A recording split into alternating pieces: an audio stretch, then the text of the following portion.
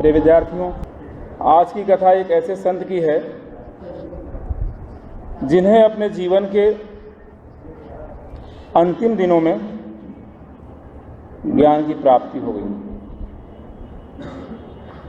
वे ज्ञान को उपलब्ध हो गए हैं, जैसी कि मान्यता है जब भी कोई संत, महात्मा या साधारण ही व्यक्ति ज्ञान को उपलब्ध हो जाता है तो वो सबका हो जाता है। वो सर्वसाधारण का हो जाता है। उसका जीवन सर्वजन हिताय एवं सर्वसुलभ हो जाता है। कुछ ऐसा ही हुआ इस संत के साथ भी। उन्होंने अपना शेष जीवन जन कल्याण के कार्यों में लगा दिया। दिन रात जन सेवा में लगे रहते, जन कल्याण की सोच में डूबे रहते। उनके पास बस यही एक काम रह गया। मैंने कहा कि जीवन के अंतिम दिनों की ये बात है कि उनका अंतिम समय आने को है। उन्हें लगा कि अब मेरा अंतिम समय आ गया है। मन ही मन सोचा, चलो पूरा जीवन कैसे बीता ये अलग विषय है, लेकिन जितना समय ईश्वर ने दिया मुझे उसमें तो मैंने जन कल्याण का कार्य किया ही किया। अब मुझे कुछ ऐसा करना चाहिए जिससे मेरे न रहने के बाद भी, मेरे इस धरती से जाने के बाद भी यह जन कल्याण का कार्य सुचारू रूप से चलता रहे।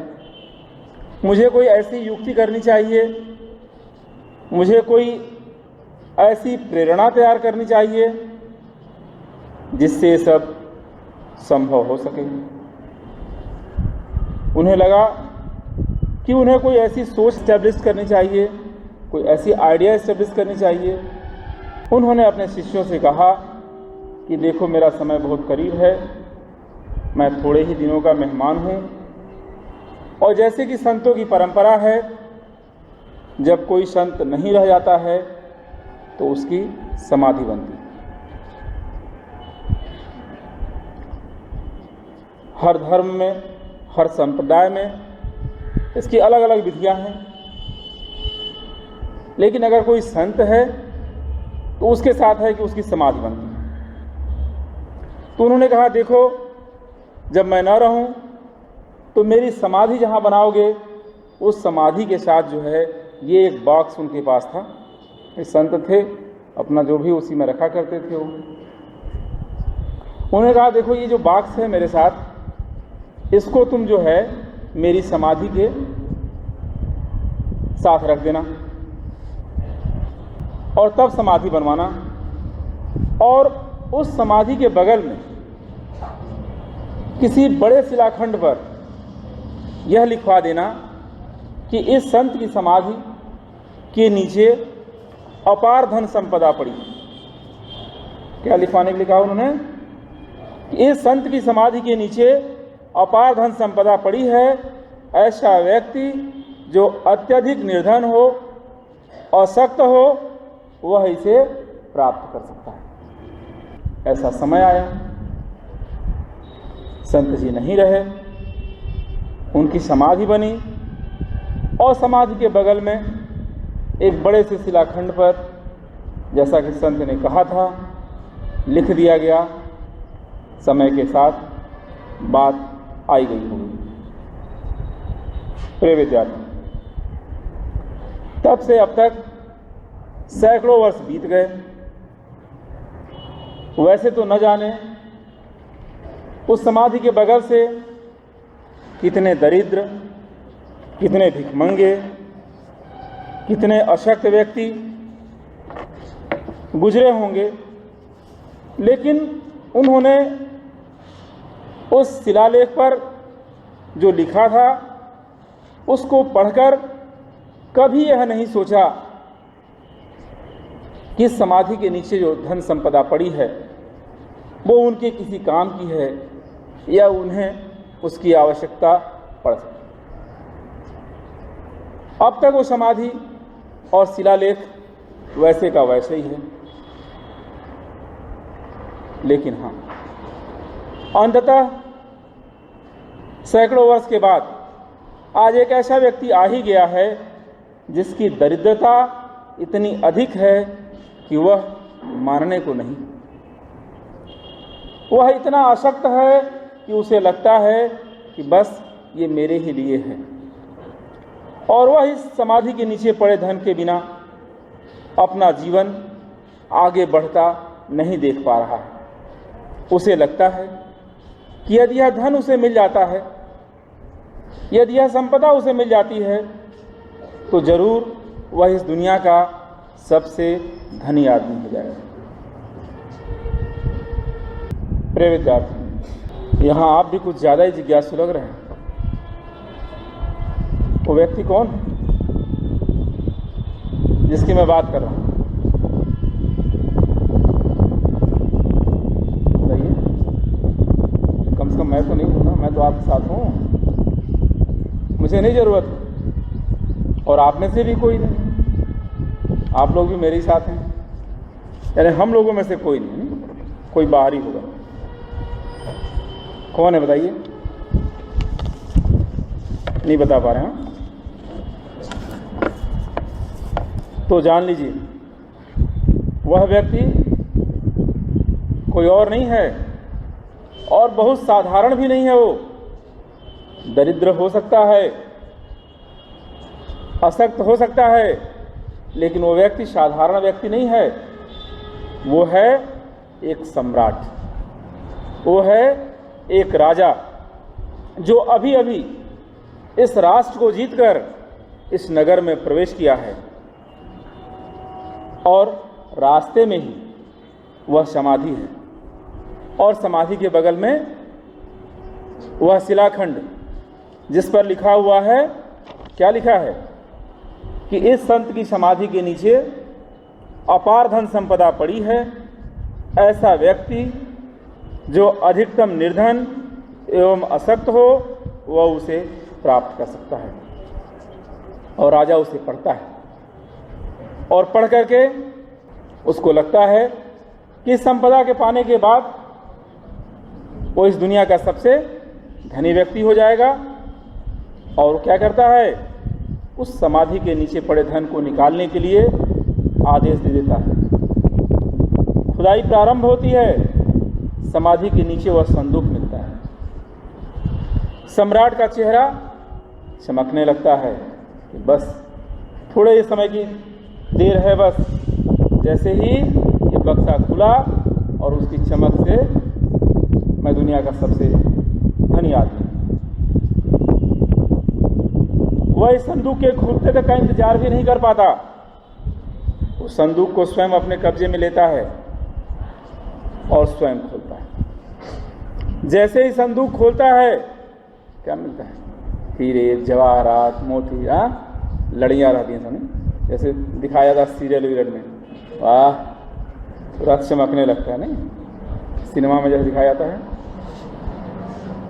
ये सिनेमा वाले भी बड़े विचित्र हैं नहीं? जो चाहे सो दिखा देते हैं, जो आप कहीं नहीं देखे होते हैं वहाँ देख लेते हैं। आइए इस संत जी की संदूक खोली जाए। मैंने कहा कि राजा जो है उसको सब्र नहीं है, वो सैनिकों को अवसर नहीं दे सकता है, खुदाई करने वालों को अवसर नहीं देता है। वो संदूक अपने कब्जे में ले लेता है और स्वयं ही खोलता है। जैसे ही संदूक खोलता है, क्या होता है? उसके अंदर भोजपत्र, जानते हैं, एक पेड़ की छाल होती है जो पहले कागज के रूप में काम में आती थी। उस पर जिस स्याही से लिखा जाता है, तमाम तरह की स्याहियाँ हैं, कस्तूरी है, गोरोचन है, तुम्हारा ये चंदन है, इन्हीं सब से लिखा जाता था पहले। तो भोजपत्र में लपेटा हुआ एक ताम्रपत्र है, और जिस पर लिखा है, हे मित्र, क्या तू मनुष्य है? क्या लिखा है उस पर? हे मित्र, क्या तू मनुष्य है? प्रिय विद्यार्थी, उस सम्राट की क्या स्थिति हुई होगी? यह समझना और समझाना दोनों बहुत कठिन ही नहीं असंभव है। वह बार बार उस पत्र को पढ़ रहा है, आंखें फाड़ फाड़ कर पढ़ रहा है, जिस पर लिखा है, हे मित्र, क्या तू मनुष्य है? और बार बार अपने अंतःचेतना से पूछता है, क्या मैं मनुष्य हूं? यह अंतर्द्वंद कुछ देर तक वैसे ही चलता है जैसे कोई बेसुध होश में आने से पहले की स्थिति में होता है। वह सम्राट हजार हारे हुए खिलाड़ी की तरह बार बार अपने से ही पूछता है, मैं मनुष्य कैसे हो सकता हूं? मनुष्य के कोई लक्षण मुझ में होने चाहिए, और अगर मनुष्य होने के कोई लक्षण मेरे अंदर नहीं है तो मैं मनुष्य नहीं हूं। लेकिन हाँ, दिखने में मैं मनुष्य हूं। मनुष्य के क्या लक्षण हो सकते हैं जानते हैं? वो मन ही मन सोच रहा है कि मेरे अंदर दया नहीं। मेरे अंदर दया होती तो शायद मैं यह काम नहीं करता, मैं किसी की समाधि को नहीं नचता। उसे लगता है कि दुनिया का वह पहला व्यक्ति है जो इतना घृणित काम किया है। उसे लगता है कि उसके अंदर शील नहीं है। अगर उसके अंदर शील होता तो आज नौबत नहीं आती। उसे लगता है कि उसके अंदर क्षमा नहीं है। अगर उसके अंदर क्षमा होता तो शायद आज वो यहाँ तक नहीं पहुँचता। उसे लगता है उसके अंदर न्याय नहीं है। अगर उसके अंदर न्याय की भावना होती तो इतना बड़ा अन्याय कैसे करता। उसे लगता है कि उसके अंदर करुणा भी नहीं है, क्योंकि अगर उसके अंदर करुणा होती तो फिर आज ये नौबत नहीं आती। वो आज इस स्थिति में नहीं पहुंचता। आज उसको स्वयं से नहीं पूछना पड़ता कि क्या वो मनुष्य है। आपको पता है, करुणा एक ऐसा गुण है, उसने बुद्ध बना दिया एक साधारण से व्यक्ति को, और इस सम्राट को क्षुद्र बना दिया। अगर यही करुणा उसमें होती तो शायद ये स्थिति नहीं आती। महाभारत की जड़ इतना बड़ा विनाश हुआ केवल इसी एक गुण के न होने के कारण। उस युग के लोगों में करुणा खत्म हो गई थी। उस राजा को लगता है कि मेरे अंदर करुणा होती तो शायद मुझे स्वयं से नहीं पूछना होता कि क्या मैं मनुष्य हूं। तभी वह एकाएक चिल्ला उठता है, हाँ मैं मनुष्य हूं। हाँ, अब मैं मनुष्य बन चुका हूं। हाँ, अब मैं मनुष्य हो गया हूं। हाँ, अब मैं मनुष्योचित आचरण करूंगा। और उसी क्षण, उसी स्थान पर वह क्या करता है, अपना सारा राजपाट त्याग कर संत हो जाता है और जन कल्याण के कार्यों में अपना पूरा जीवन लगा देता है। प्रिय विद्यार्थी, आपको मजा आता है। आपको लगता है कि रोज एक किस्सा सुनाते हैं, किस्सा सुन लिए, अब इसके बाद वाले से हमको क्या मतलब। बाद वाली बात जो है वो बूढ़ों के लिए होती है। बूढ़े तो आपके मम्मी पापा हैं, वो लोग तो यहाँ है नहीं, हैं तो हम ही आप ना। इस पर भी तो साथ ही साथ रहना होगा। राजा के साथ जो हुआ आपने देखा, अब आपके साथ क्या हो रहा है देखा जाए।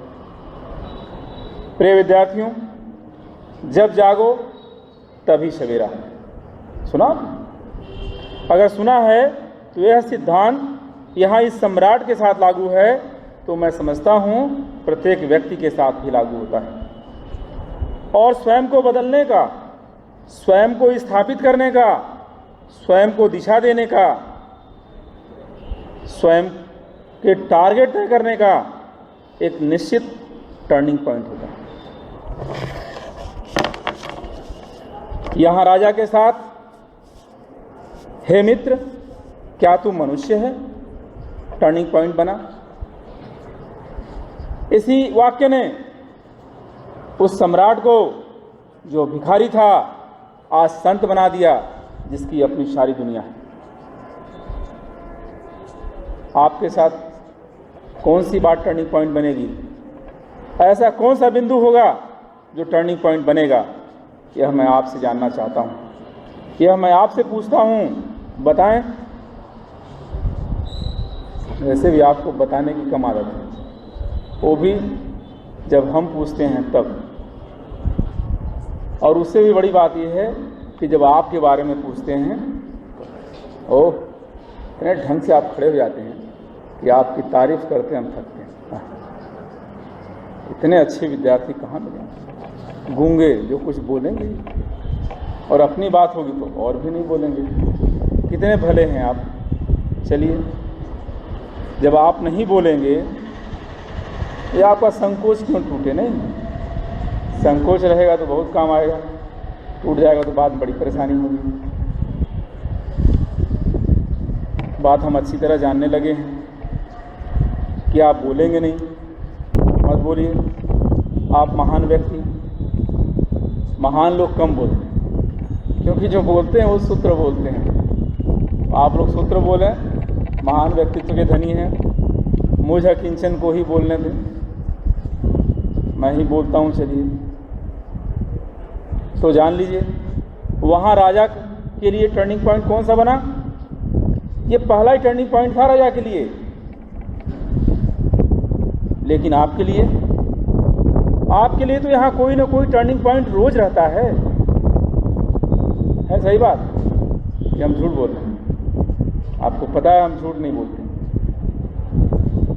तो आपके लिए रोज कोई ना कोई टर्निंग पॉइंट होता ही है। लेकिन आप में से कितनों ने अपना जीवन टर्न कर लिया है? या आप भले न जानते हों, हम तो अच्छी तरह जानते हैं। आपके पेरेंट्स भी जानते हैं, पूरा शहर जानता है, और अब तो पूरा देश जानने लगा है। लेकिन आप नहीं। अब बोलिए, आप जानते? संकोच तोड़ रहे हैं, बोलेंगे जरूर। सिर हिलाना भी एक विधा है नहीं अपना उत्तर देने का। चलिए, सिर ही हिला दिया आपने, इसका मतलब आप जान रहे हैं। अच्छी बात है, जान रहे हैं। तो अब जब आप जान ही गए हैं तो बात बन गई। लगता है कि हमें हमारी मेहनत कुछ हद तक सार्थक हो जाएगी, तो हम अपने को भाग्यशाली समझेंगे। क्यों समझेंगे ना? अगर कोई मेहनत करता है और उसकी मेहनत सार्थक है तो भाग्यशाली है। चलिए, आपकी बात मान ले रहे हैं, आप ही भाग्य विधाता हैं हमारे, तो किसकी बात मानेंगे? मानना ही। प्रिय विद्यार्थियों, कौन है भाग्यशाली? भाग्यशाली वह है जिसके अंदर सर्वे भवन्तु सुखिनः सर्वे सन्तु निरामया का मंत्र हर क्षण गूंजता रहता है, और वह इस दिशा में लगा रहता है। हाँ, भाग्यशाली वह भी है जो सृजन का कार्य करता है, क्योंकि सृजन से श्रेष्ठ कार्य इस पृथ्वी पर दूसरा कोई नहीं है। हाँ, भाग्यशाली वह है जो अकारण ही इस सृष्टि एवं इस जगत के लिए कुछ न कुछ करता रहता है, क्योंकि वही परमात्मा का प्रतिनिधि होता है, वही परमात्मा के करीब होता है। और भाग्यशाली वह भी है जो मनुष्य को मनुष्य बनाने की शिक्षा देता है, निर्माण करता है। तो निश्चित ही हम सभी भाग्यशाली हैं, क्योंकि उपरोक्त में से कोई न कोई शर्त हमने आत्मसात किया है, उसका अनुकरण करते हैं और उस दिशा में लगे हुए हैं। प्रिय विद्यार्थियों, मनुष्य होने का अर्थ है जियो और जीने। आप जानते हैं कि मनुष्य होने का अर्थ क्या है? जियो और जीनो दो। लेकिन यह तभी संभव है जब इस सृष्टि में एक ही धर्म होगा। और वह धर्म कौन सा होगा? बताइए। इस सृष्टि में एक ही धर्म हो, और वह धर्म हो प्रेम और सौहार्द का। इस पृथ्वी पर एक ही जाति हो, वह कौन हो? प्राणी मात्र। और एक ही भाषा हो। वह भाषा कौन सी हो? हिंदी। अरे हिंदी का तो बहुत पहले चिंदी उड़ा दिए तुम लोग। हिंदी की बड़ी दुर्दशा है। पूरे हम सृष्टि की बात कर रहे हैं। हिंदी का बेल्ट बहुत छोटा है, दुनिया बहुत बड़ी है। ये अच्छी बात है कि हम लोग हिंदी के वाहक हैं, लेकिन अभी बहुत काम है। हिंदी बहुत ही काम है, बस का नहीं है। कई जन्म लेना पड़ेगा, इस जन्म से क्या पूरा पड़ेगा। हम सभी लोगों को कई जन्म लेना पड़ेगा, तब भी नहीं कर पाएंगे। अब बताओ, तो एक ही भाषा हो जिसे हृदय समझता हो। कौन सी भाषा? जिसे हृदय समझता हो। इस भाषा को कौन समझता है? मस्तिष्क समझता है। मस्तिष्क को समझने वाली भाषा जो है वो कुछ नहीं कर पाएगी, बस रोजी रोटी के अलावा कुछ भी नहीं कर पाएगी। मस्तिष्क को समझने वाली भाषा से नहीं काम चलेगा। हृदय की समझने वाली भाषा होती है, वो आपका जानवर की समझता है, आपकी गाय समझती है, आपका कुत्ता समझता है, आपका खरगोश समझता है, जिससे आप बोलिएगा वो समझता है। तो ऐसी भाषा हो जिसे हृदय समझता हो, और एक ही ईश्वर हो। अब हमको तो हनुमान जी, हाँ, हमको तो शंकर भोले बाबा, हमको तो दुर्गा जी, कोई कहे गायत्री माता। अब आप बताइए, एक ही ईश्वर हो तो ये ईश्वर कौन हो? जो सर्वव्यापी हो, जो सर्वशक्तिमान हो और जो सर्व कल्याणकारी हो, तभी यह धरती मनुष्यता को धारण कर सकेगी। और प्रिय विद्यार्थियों, आज के दिन हम तय करेंगे, हम निश्चय करेंगे, या सीधे शब्दों में हम कह सकते हैं कि हम प्रण करेंगे कि हम इस सृष्टि को इस धरती में बदलने की कोशिश करेंगे। ये हमारी कोशिश भले छोटी हो, लेकिन समय के साथ रंग लाएगी और वो स्थिति क्रिएट होगी जो हमारी कल्पना है। इस पृथ्वी पर जो सबसे बड़ी कमी है वो यही है कि मनुष्य मनुष्य नहीं है। मनुष्य के अंदर मनुष्यता नहीं है। मनुष्य के अंदर मनुष्यता का जो सबसे बड़ा गुण है, करुणा नहीं।